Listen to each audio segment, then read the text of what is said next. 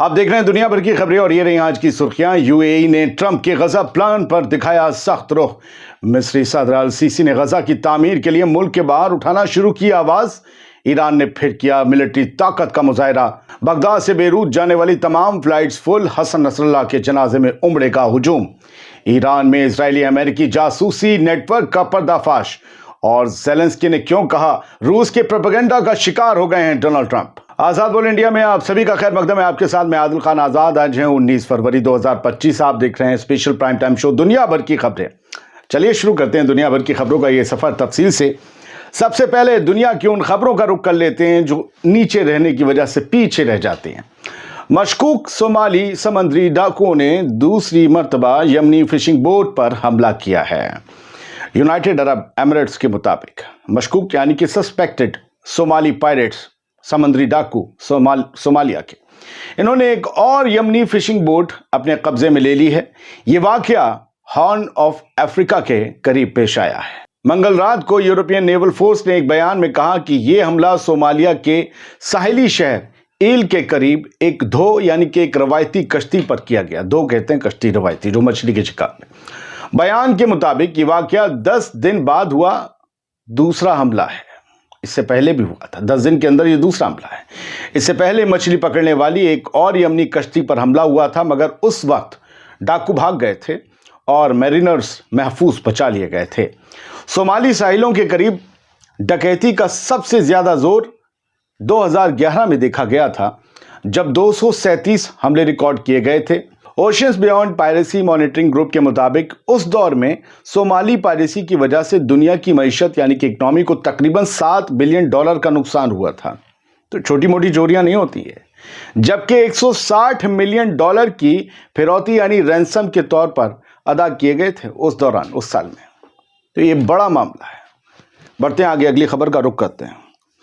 Beirut में एक बहुत बड़ा मजमा जमने वाला है। बगदाद से बेरूत जाने वाली तमाम फ्लाइट्स फुल हो चुकी हैं। हिजबुल्लाह के लीडर रहे हसन नसरल्लाह के जनाजे से पहले बेरूत जाने के लिए जबरदस्त डिमांड देखी जा रही है। इत्तलात के मुताबिक हिजबुल्लाह मूवमेंट ने अपने लीडर के जनाजे में बड़ी तादाद में लोगों की शिरकत की दावत दी है। याद रहे कि हसन नसरल्लाह सितंबर में इजरायली हमले में हलाक हुए थे और इतवार को बेरूत में उन्हें सुपुर्दे खाक किया जाएगा। इसी वजह से इराकी एयरवेज ने 20 फरवरी से बगदाद के बेरूत के लिए रोजाना एक की बजाय 2 फ्लाइट्स उड़ाने का फैसला किया है। इराकी एयरलाइंस के एक अहलकार ने बताया कि बगदाद से बेरूत जाने वाली तमाम फ्लाइट्स पहले ही बुक हो चुकी हैं, यानी मुसाफिरों का जबरदस्त रुझान देखा जा रहा है। अब देखना यह है कि इस जनाजे में कितनी बड़ी तादाद में लोग शरीक होते हैं और इसका लेबनान के हालात पर क्या असर पड़ता है। अब बात ईरान की और ईरान की ताकत की। ईरान ने एक बार फिर से अपनी मिलिट्री ताकत का मुजाहरा किया है। IRGC ग्राउंड फोर्स ने नई स्मार्ट मिसाइलें और ड्रोन पेश किए हैं। स्मार्ट मिसाइलें, ड्रोन जो मुकम्मल तौर पर ईरान में बनाए गए हैं। ये इंकशाफ खुजेस्तान सूबे में जारी बड़ी मिलिट्री ड्रिल के दौरान किया गया, जहां पैगंबर आजम 19 वॉर गेम का दूसरा फेज शुरू हो चुका है। बुध को पेश किए गए नए हथियारों में BM-450 बैलिस्टिक मिसाइल शामिल है, जिसकी रेंज 200 किलोमीटर बताई जा रही है। इसके अलावा फतह 360 satellite guided tactical ballistic missile, फज्र 5 MLRS long range system और 122 mm गाइडेड रॉकेट्स का भी टेस्ट इस दौरान किया गया है ड्रिल में। ईरान के मुताबिक ये नए हथियार दुश्मन के खिलाफ जवाबी कार्रवाई की सलाहियत रखते हैं। ईरान से जुड़ी हुई एक दूसरी खबर है। ईरान में इजरायली अमेरिकी जासूसी नेटवर्क का पर्दाफाश करने का दावा किया गया है। ईरान के माज़ंदरान सूबे में IRGC ने खुफिया इंटेलिजेंस ऑपरेशन के तहत जासूसी और साजिश रचने वाले नेटवर्क के मेंबर्स को गिरफ्तार कर लिया है। करबला रीजनल कॉर्प्स के कमांडर ब्रिगेडियर जनरल सियावश मोस्लेमी ने बताया कि ये नेटवर्क कमर्शियल कंपनियों, चैरिटीज और कल्चरल ग्रुप्स की आड़ में काम कर रहा था। मतलब काम कुछ और चल रहा था और कांड कुछ और चल रहा था। इसी को खैर काम और कांड कहते हैं। जनरल मोस्लेमी ने कहा कि दुश्मन हमेशा ईरान में दाखिल होने की कोशिश में रहते हैं। अमेरिकी, इजरायली और कुछ दूसरी मुखालिफ इंटेलिजेंस एजेंसियां अपने जासूसों को भेजकर अंदरूनी मालूमात इकट्ठा करने की कोशिश करती हैं। ईरानी हुक्काम का कहना है कि गिरफ्तार किए गए नेटवर्क के कुछ अफराद अजनबी मुल्कों के शहरी थे जो बार बार ईरान का सफर कर रहे थे। दोस्तों, اب سب سے بڑا سوال یہ ہے کہ کیا ایران اس جاسوسی نیٹ ورک کے پیچھے چھپے اصل ماسٹر مائنڈ تک پہنچ پائے گا؟ بات یوکرین کی۔ یوکرینی صدر ولودیمیر زیلنسکی نے ڈونلڈ ٹرمپ کے حالیہ بیان پر تگڑا ری ایکشن دیا، بڑا تگڑا۔ ہم نے آپ کو پچھلے ویڈیو میں ہی بتایا تھا کہ ٹرمپ نے کہا کہ کیوں تم نے جنگ شروع کی، یوکرین کو روس کے ساتھ یہ جنگ شروع نہیں کرنی چاہیے تھی، یہ ٹرمپ نے کہا۔ اب زیلنسکی کا کہنا ہے کہ ٹرمپ روس کے پروپیگنڈا کا شکار ہو گئے۔ زیلنسکی نے کہا کہ ٹرمپ کو یوکرین کے بارے میں حقیقت جاننی چاہیے، اور ان کے بیان میں جو آنکڑے دیے گئے ہیں، جو فیگرز دی گئی ہیں، وہ سب روس کے پروپیگنڈا کا حصہ۔ اٹ مینس ابھی تک امریکہ کی مدد سے فائدہ اٹھانے والے اور جنگ لڑنے والے یوکرین کے پریزیڈنٹ کو یہ لگ رہا ہے کہ امریکہ کے پاس اپنی کوئی عقل اور سمجھ نہیں ہے، جو روس پڑھا رہا ہے، بتا رہا ہے، اسی پر چل رہے ہیں ٹرمپ۔ کمال ہے۔ زیلنسکی کا یہ بیان ایسے وقت میں آیا ہے جب وہ ٹرمپ کی یوکرینی معاملوں کے اسپیشل انوائے سے ملاقات کرنے والے ہیں۔ یوکرینی لیڈر نے کہا کہ ہمارے پاس ثبوت ہے کہ یہ جھوٹے آنکڑے امریکہ اور روس کے بیچ پھیلائے جا رہے ہیں۔ مطلب CIA وغیرہ اور پینٹاگن سے بھی زیادہ اسمارٹ زیلنسکی اور ان کی انٹیلیجنس ایجنسیز ہو گئی ہیں۔ دوستو، بڑا سوال یہ ہے کہ کیا ٹرمپ ایڈمنسٹریشن یوکرین کو لے کر اپنی پالیسی میں کوئی بدلاؤ کرے گا، اور کیا زیلنسکی اور ٹرمپ کے رشتوں میں اور زیادہ کڑواہٹ آ سکتی ہے یا آنے والی ہے؟ اسی خبر سے رشتہ رکھتی ہوئی، مطلب یوں سمجھے سمدھیوں والا، ایک اور خبر ہے۔ فرانس نے کھل کر کہا ہے کہ اسے سمجھ نہیں آ رہا ہے کہ امریکی پریزیڈنٹ ڈونلڈ ٹرمپ روس یوکرین جنگ کے لیے یوکرین کو ذمہ دار کیوں ٹھہرا رہے ہیں۔ دیکھا، یوکرین کی حمایت میں فرانس کی حکومت کی جو اسپوکس پرسن ہے سوفی پریموس، انہوں نے بدھ کو ایک بیان میں کہا کہ ہمیں یہ بیان سمجھ میں نہیں آ رہا ہے ٹرمپ کا، کیونکہ صدر ٹرمپ کے بیان اکثر الگ الگ ایک دوسرے کے اپوزٹ، مطلب ورودھا بھاسی، اور کئی بار پوری طرح سمجھ سے باہر ہوتے ہیں۔ سوچ رہے ہیں کون کہہ رہا ہے؟ فرانس سے آ رہا ہے کہ ٹرمپ کے بیان سمجھ سے باہر ہوتے ہیں۔ فرانس کا یہ بیان تب آیا ہے کہ جب یوکرینی صدر زیلنسکی بھی ٹرمپ کے اس دعوے کو پوری طرح غلط اور روسی پروپیگنڈا کا حصہ بتا چکے ہیں، جیسا کہ میں نے آپ کو پچھلی خبر میں بتایا۔ اب رخ کرتے ہیں غزہ کی خبروں کا۔ UAE کے پریزیڈنٹ محمد بن زائد ال نہیان نے صاف کر دیا ہے کہ ان کا ملک فلسطینیوں کی جبری ڈسپلیسمنٹ کو پوری طرح نامنظور کرتا ہے۔ فلسطینی غزہ سے باہر نہیں جائیں گے، UAE نے کہا، وہیں رہیں گے، ان کی زمین ہے۔ بدھ کو ابو دھابی میں امریکی secretary of state Marco Rubio کے ساتھ ملاقات کے دوران UAE کے صدر نے یہ بات کہی۔ انہوں نے غزہ کی تباہی کے بعد اس کی دوبارہ تعمیر پر بھی زور دیا سیکریٹری آف اسٹیٹ کے سامنے، اور اسے پرماننٹ اور ڈائیورس پیس پروسیس سے جوڑنے کی وکالت کی۔ UAE کی سرکاری نیوز ایجنسی WAM کے مطابق بیٹھک میں مڈل ایسٹ اور فلسطین کے حالات پر ڈیٹیل میں چرچا ہوئی۔ مارکو روبیو جو کہتے ہیں ٹرمپ کا پلان بڑھیا ہے، غزہ کے لوگوں کو باہر بھیجا جائے گا، غزہ کو تعمیر کیا جائے گا، ان کے منہ پر UAE کے پریزیڈنٹ نے یہ سب کہا ہے۔ اب باری آتی ہے ایجپٹ کے پریزیڈنٹ عبد الفاتح السیسی کی۔ السیسی کا غزہ کی ریکنسٹرکشن پر پھر سے ایک اہم بیان سامنے آیا ہے، اور یہ بیان اپنی زمین سے نہیں دیا ہے، نہ کسی عرب زمین سے۔ اب وہ دوسری جگہوں پر بھی یہ باتیں کر رہے ہیں۔ ایجپٹ کے پریزیڈنٹ عبد الفاتح السیسی نے غزہ کی ریکنسٹرکشن کی ضرورت پر فوکس کیا، لیکن بنا فلسطینیوں کو ان کے گھروں سے ڈسپلیس کیے، کہا وہ وہیں رہیں گے اور گھر بن جائے گا۔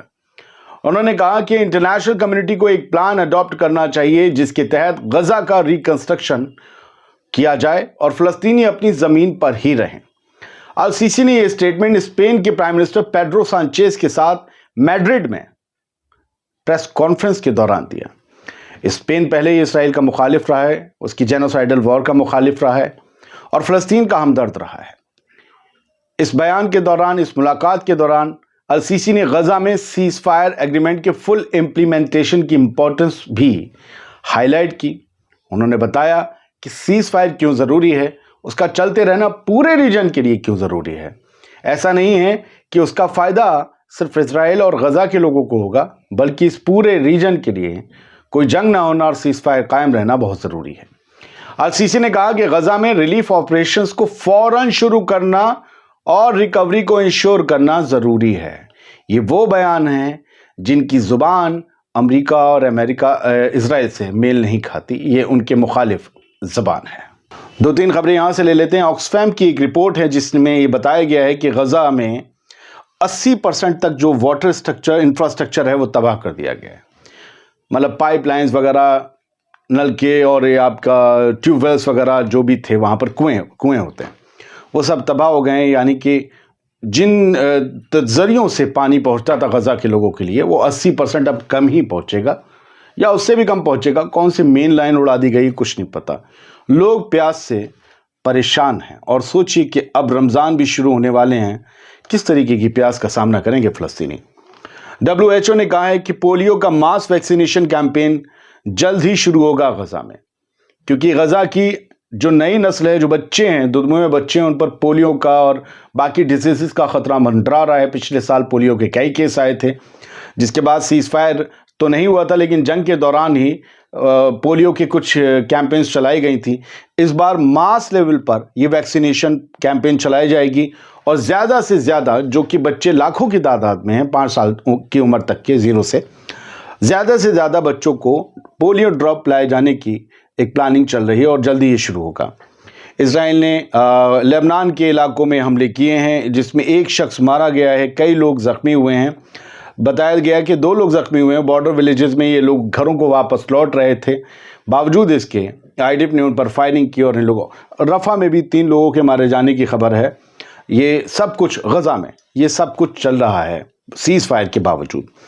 IDF کے 5 ریزروسٹ جو سولجرز ہیں، انہیں بتایا گیا ہے کہ انہیں جو ہے سزا مل رہی ہے، کیونکہ انہوں نے قید کے اندر، جیلوں کے اندر فلسطینیوں پر حیوانوں کی طرح ظلم ڈھائے ہیں۔ سدہ تمان جو جیل ہے سب سے زیادہ خونخوار بتائی جاتی، وہاں پر یہ سب پیش آیا تھا۔ بہت بہت شکریہ۔ دنیا بھر کی خبریں آپ دیکھ رہے تھے، لیڈس آنے کے لیے بہت مشکل، بہت معذرت، ہم ایک ٹیم کھڑی کر رہے تھے، لیکن ہم نے آپ کو پہلے بتایا ہمارا دوسرا چینل دنیا ٹوڈے ڈی مونیٹائز ہو گیا ہے۔ ایمانداری سے ہم سٹوری رکھ رہے تھے، باوجود اس کے یوٹیوب کو لگتا ہوگا، کیونکہ ہماری جو فیمیل اینکر تھیں جینتی، ان کی سٹوری تھی۔ ہم تو کتنا اور سنبھل کے رکھتے ہیں، وہ بھی سنبھل کے رکھتے ہیں۔ یوٹیوب کو لگا ہے کہ شاید ہم نے ان کی پالیسی کو نہیں مانا، کیونکہ آپ کو بتائیں کہ حماس، حزب اللہ، ہاؤتھیز، یہ سب یوٹیوب کی نظر میں، یوٹیوب امریکہ سے چلتا ہے، امریکہ کی نظر میں ٹیررسٹ آرگنائزیشن ہے۔ اگر ذرا سا بھی لگتا ہے کہ انہیں کوئی گلوریفائی کر رہا ہے تو وہ اسٹرائک پڑ جاتی ہے۔ بہت سے ہمارے یہاں معصوم لوگ لکھتے ہیں کہ آپ یہ کیوں لکھتے ہیں، آپ وہ کیوں لکھتے ہیں۔ آپ کو نہیں پتہ ہے سر، بڑے پیرامیٹرز ہوتے ہیں، کچھ بھی بولنے کے ایک لفظ کے کئی معنی نکل آتے ہیں۔ کچھ بولنے آپ کہتے ہیں شہید نہیں بولتے، کوئی کہہ رہا تھا آج مجھ سے آپ بسم اللہ کر کے نیوز پڑھا کریں سلام، تو ہم نے پوچھا سپارہ بھی لے کے لے بیٹھے اور ٹوپی بھی لگا لیتے ہیں۔ پھر یہ کوئی مذہبی چینل تھوڑی نہ ہے۔ شہید نہیں، شہید اور قتل میں فرق ہے، قتل بھاری لفظ ہے، آپ لوگ کبھی نہیں سمجھے۔ دیکھیے، ہم اتنی بیلنس نیوز فیکٹ کے ساتھ رکھتے ہیں، اور ویڈیو ہٹ جاتے ہیں، چینل ڈی مونیٹائز ہو جاتا ہے، لیکن ہم رکیں گے نہیں، اپنا کام کرتے رہیں گے، اپیل کریں گے، بات چیت بھی کریں گے۔ یوٹیوب بڑا اچھا پلیٹ فارم ہے، جو عزت ملی، جو آپ لوگ لاکھوں لوگ جڑے ہیں، یہ اسی پلیٹ فارم سے جڑے ہیں، ورنہ مجھے کون جانتا تھا، آپ تھوڑے نہ جانتے تھے۔ بہت شکریہ، سلامت رہیے، خوش رہیے، سچی خبر دیکھیے، اچھی خبر کی جگاڑ میں مت رہیے۔